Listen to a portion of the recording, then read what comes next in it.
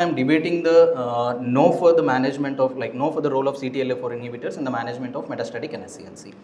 So why everyone got excited about this CTLA-4? So main reason is because of the huge success which has been seen in the melanoma, and because of the things like how these things will work.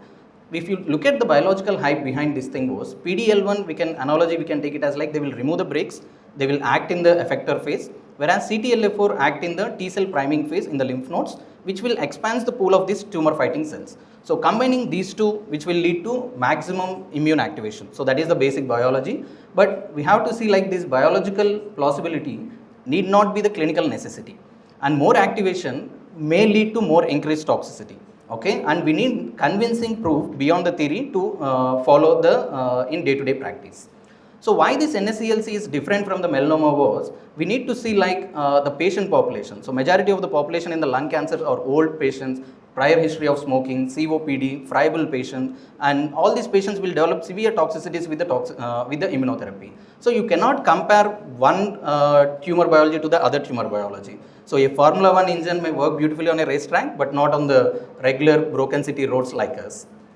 So next, first we will see like what is the warning signal. So like in a patients with PDL1 more than 50%, what is the data for combination of immunotherapy, that is Nivo plus EP combination. So this is the major trial which has faced a backlash, and it has been withdrawn, saying that in a patients with PDL1 more than 50%, there is no benefit of combination of dual immunotherapy when compared to immunotherapy alone.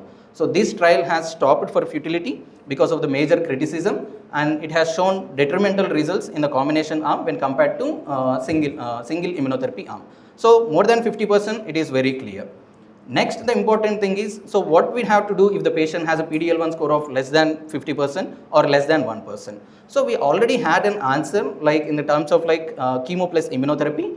The famous trial was Keynote 189 with the combination of pembrolizumab with chemotherapy. When it has been compared to the chemotherapy alone, it has shown significant benefit already. So the median overall survival was 17.2 months with a response rates of 33%, and median duration was not reached. So these are the kind of things we are seeing with the combination of immunotherapy plus chemotherapy already.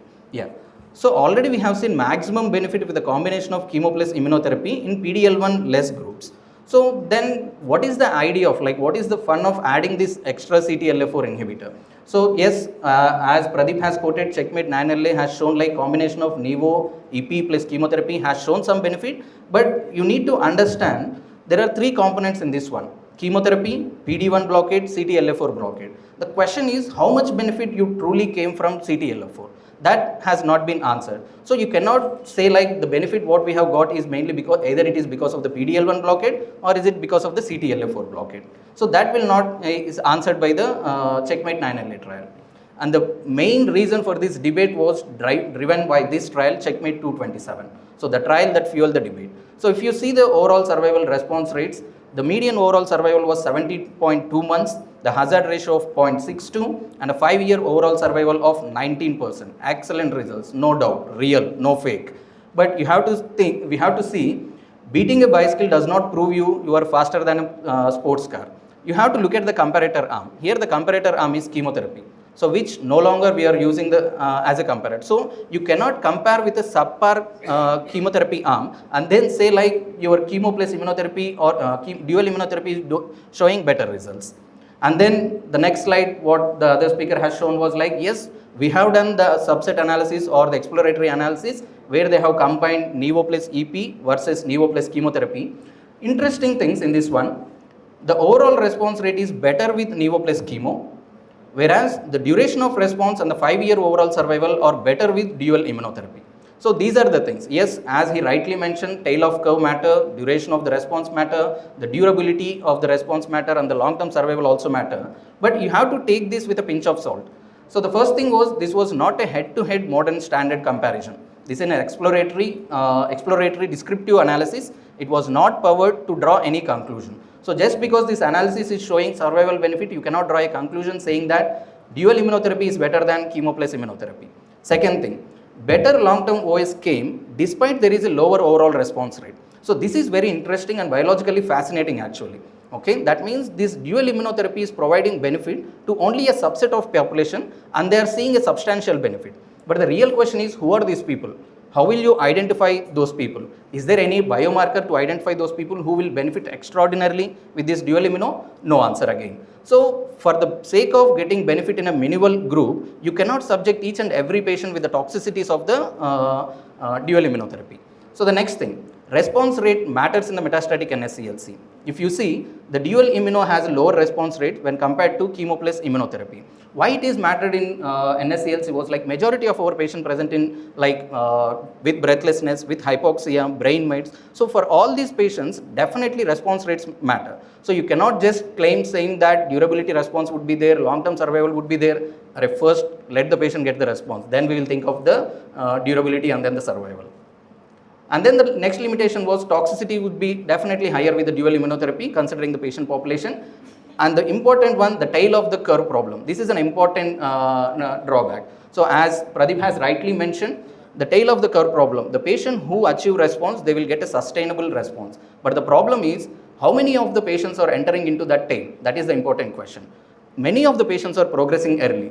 Many of the patients are getting higher toxicities, and there is no biomarker which is predicting these exceptional responders. So if you don't have answer for all these things, you cannot claim saying that the tail of response would be there, so I can give immunotherapy to the all patients.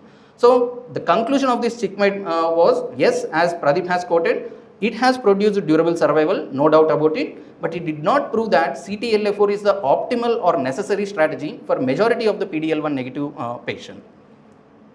Next, again, we have to see like toxicities of the dual immunotherapy. As I mentioned, melanoma patient group or lung patient subgroups are completely different. So they will get almost like, if you can see, the grade 3, grade 4 toxicities are to the tune of 32 to 34%, and the treatment discontinuation rates are 16%. So the toxicities also matter, and the most important one, the real world adoption problem. So if you see the real world data, how many patients, how many physicians has adopted this regimen of dual EP and Nivo? In the checkmate trial, it was almost like 33% has been utilized this. When come to the real world data, hardly 6% has utilized this one. What are the reasons for this one was, again, higher response rates with the chemoimmuno, faster disease response, toxicity concern, lack of any biomarkers. So again, as he has shown the meta-analysis data, if you can see all these meta-analysis data, there is no OS benefit. But there are a subgroup analysis where there are shown that patients with PD-L1 less than 1 or with STK11 mutated tumors may benefit with dual immuno. But you have to remember, these are only hypothesis generating, not practice changing. So why this debate still exists was, for CTLA-4, tail of curve survival, durable responders, PD-L1 negative activity. Whereas against, there are toxicity, no modern comparator, no biomarker, real world hesitation. So final verdict was, CTLA-4 inhibitors are biologically fascinating. They can produce durable responses, but metastatic NSCLC is not melanoma. So clear evidence does not prove, current evidence does not prove there is clear superiority, necessity or routine applicability beyond modern chemoimmunotherapy. So activity does not equal the necessity. Exciting biology is not enough to justify the routine therapy. Thank you.